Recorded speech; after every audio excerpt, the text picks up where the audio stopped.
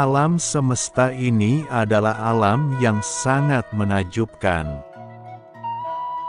Begitu pula alam semesta ini merupakan alam kesadaran, yakni kesadaran akan bukti adanya Sang Pencipta alam. Hanya manusia-manusia sombong yang mengatakan bahwa alam semesta ini hanyalah kebetulan semata. Di dalam kehidupan masyarakat Sunda pada zaman dahulu, menghargai alam, menjaga alam, serta melestarikan alam merupakan kewajiban yang harus dilakukan. Begitu pula sebaliknya, jikalau masyarakat Sunda merusak alam semesta, maka akan mendapatkan hukuman yang paling berat, yakni dikeluarkan dari lingkungan kehidupan masyarakat Sunda.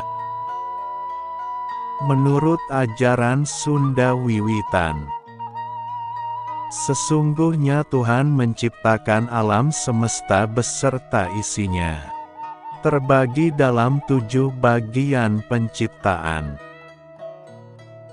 yakni 6 bagian di dalam pembentukan, serta 1 bagian di dalam penyempurnaan. Adapun ke-6 bagian dalam pembentukan tersebut, yang pertama, Tuhan menciptakan pembentukan kehalusan, seperti menciptakan nyawa-nyawa atau roh-roh dan sejenis yang lainnya. Di dalam ajaran Sunda Wiwitan, penciptaan kehalusan tersebut dinamakan dengan sebutan pangherang, atau bermakna Mayapada, yang artinya Tuhan menciptakan alam semesta serta makhluk-makhluk yang tak terlihat oleh mata. Kemudian di penciptaan pembentukan yang kedua, Tuhan menciptakan kesamaran. Di dalam ajaran Sunda Wiwitan, penciptaan kesamaran tersebut dinamakan dengan sebutan kalangkang, atau bermakna Bayapada, yang artinya Tuhan menciptakan alam semesta beserta makhluk-makhluk yang samar, yaitu makhluk antara yang terlihat dan yang tak terlihat, atau seperti bayangan. Berlanjut ke bagian penciptaan pembentukan yang ketiga, yaitu Tuhan menciptakan kenyataan, atau di dalam ajaran Sunda Wiwitan, penciptaan kenyataan tersebut dinamakan dengan sebutan paningal, atau bermakna marcapada, yang artinya Tuhan menciptakan kenyataan atau yang terlihat oleh pandangan mata. Setelah itu berlanjut ke bagian penciptaan pembentukan yang keempat, yakni Tuhan menciptakan rupa-rupa atau bentuk-bentuk dari seluruh makhluk ciptaannya. Di dalam ajaran Sunda Wiwitan, penciptaan rupa tersebut dinamakan dengan sebutan pangrupi, atau bermakna arcapada, yang artinya Tuhan menciptakan berjuta-juta rupa dari makhluk seluruh ciptaannya, baik rupa yang tak terlihat, rupa yang samar, ataupun rupa yang terlihat. Begitu pula Tuhan pun membedakan di seluruh rupa-rupa tersebut meskipun sejenis.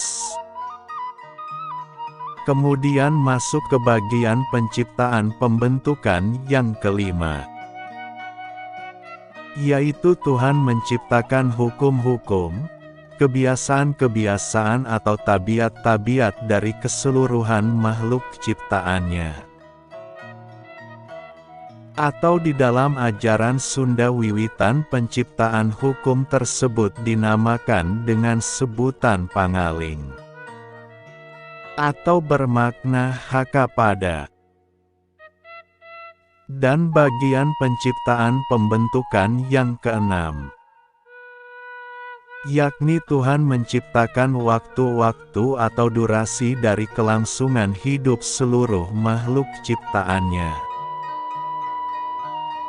Di dalam ajaran Sunda wiwitan penciptaan waktu tersebut dinamakan dengan sebutan pamulang, atau bermakna kala pada, yang bermakna bahwa kehidupan seluruh makhluk sudah ditentukan oleh Tuhan. Setelah keenam penciptaan pembentukan telah sempurna, kemudian Tuhan pun menghidupkan keenam bagian ciptaannya tersebut dalam satu tiupan. Maka hiduplah semuanya, berjalan sesuai dengan ketentuan penciptaannya masing-masing.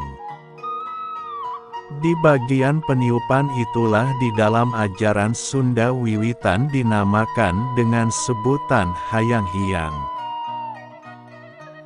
atau bermakna kersa pada. Jadi penciptaan Tuhan akan alam semesta ini yakni menciptakan yang tak terlihat, atau kaherang. Kemudian menciptakan yang samar, atau kalangkang. Setelah itu menciptakan yang terlihat, atau paningal. Berlanjut menciptakan rupa, atau pangrupi. Setelah itu menciptakan hukum, atau pangaling. Kemudian menciptakan waktu, atau pamulang. Dan yang terakhir menghidupkan serta menyempurnakan semuanya, atau hayang hiang. Maka alam semesta ini pun berjalan dengan sendirinya, sesuai dengan semua penciptaan serta ketentuan-ketentuannya. Itulah metode penciptaan alam semesta dan seisinya menurut ajaran Sunda wiwitan.